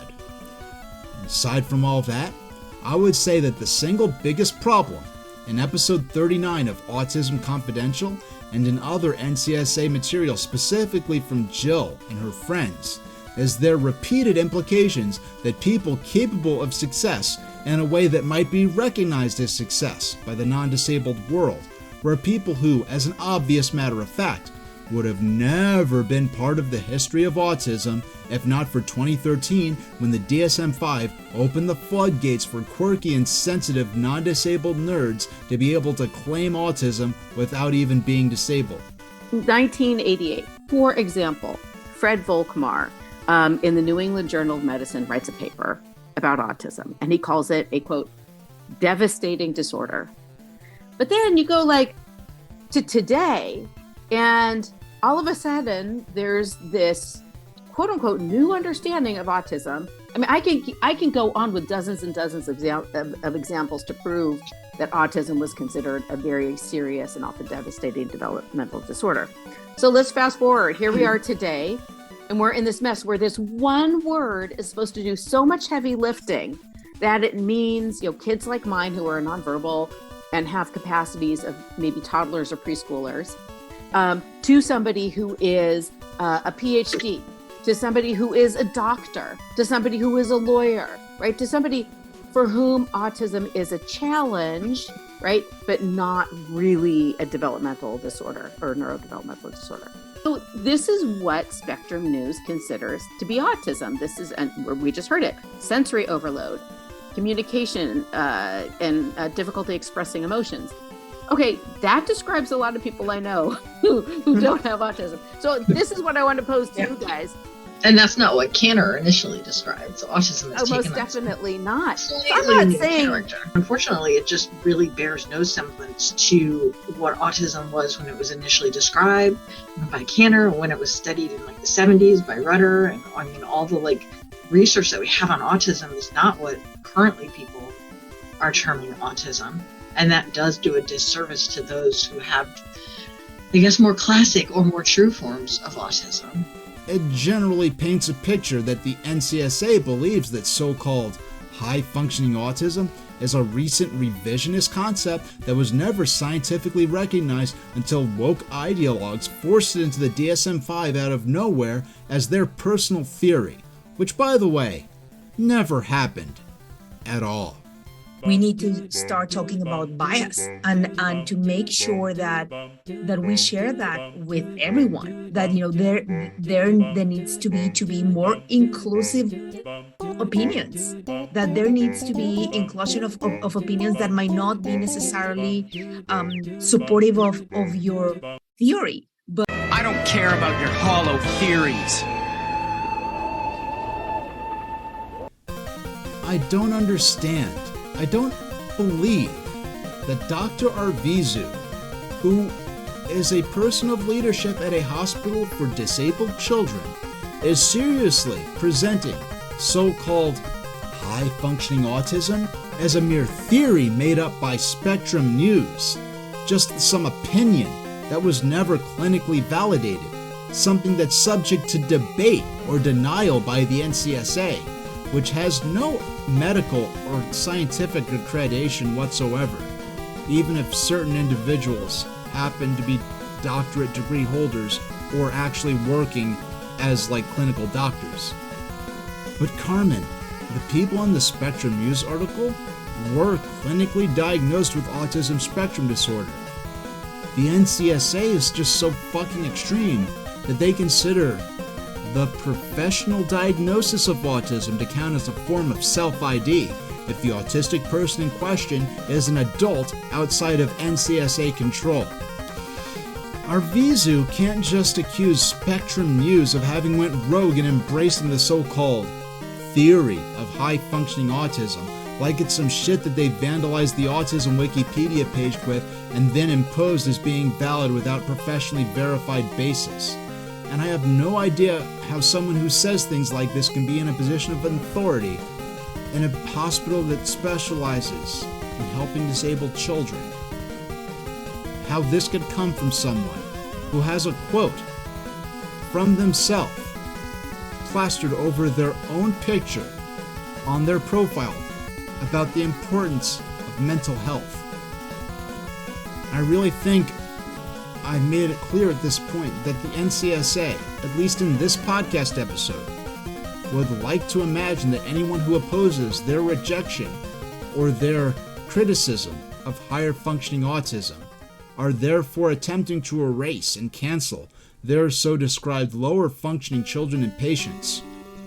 But I've made it as explicit as I possibly can these last, 15 videos, that people with lower functioning, aka high support needs, autism, are facing a crisis that's sorely under-discussed, a crisis that in part includes a critical shortage of resources and qualified people to provide them with resources, and that the providers of those resources are underpaid, they're under-equipped, they're overworked, they're undersupported, and the high support needs autistic people who rely on that support are waiting for years to get a fraction of the support they need. They deserve to have people fighting for them to get them what they're morally entitled to. But that fighting has to be done on the basis of actual reality.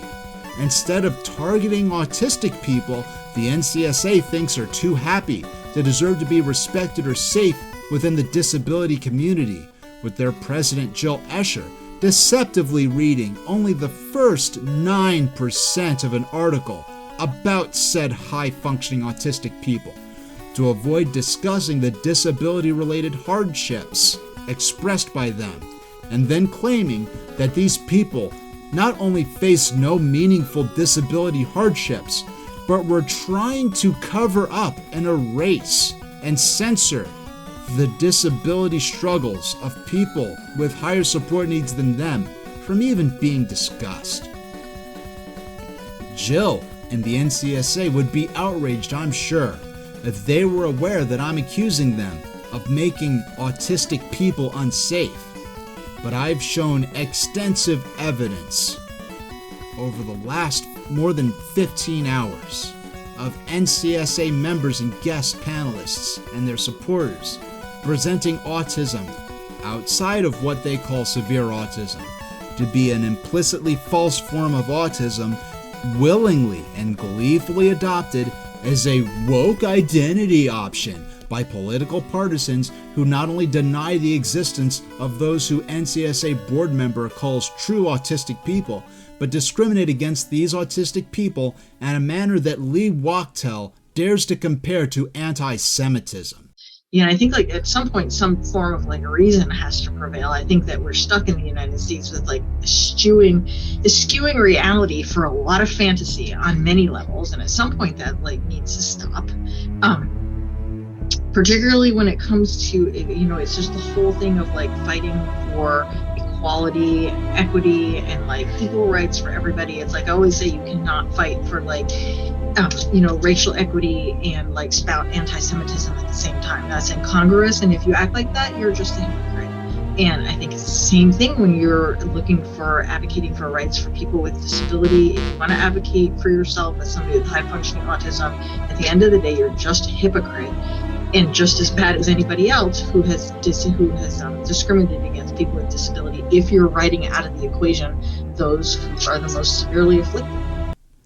These attitudes have been proven to lead to targeted, organized harassment against autistic people, and thus the NCSA's promotion of them has been proven to make autistic people less safe, even if those specific people happen to be people that the NCSA at some of the highest points of leadership happens to not give a shit about. And Jill and her panelist guests bullshit about high-functioning autism being this recently concocted revisionist hoax is in fact in and of itself a total farce, because Jill herself has explicitly stated otherwise on her own podcast to kiss the ass of famous autistic speaker, writer, and animal behaviorist Temple Grandin's touring buddy Tom McKean, who's also autistic in a way that many would consider higher functioning. Okay. Well, I want to say something. I've been around the autism world quite a long time, and I've met a lot of adults with autism who are now in their, I would say, 40s, 50s, even in their 60s. There aren't many of them. You're a very vanishingly small population. But I meet a lot of very, very high functioning adults who were diagnosed, back in the day when we were told the only people who were diagnosed with autism, were the most severe cases. And I want to say emphatically, that's not correct. I mean, Temple Grandin was not a very severe case. You're not a very severe case. Jonathan Mitchell's not a very severe case.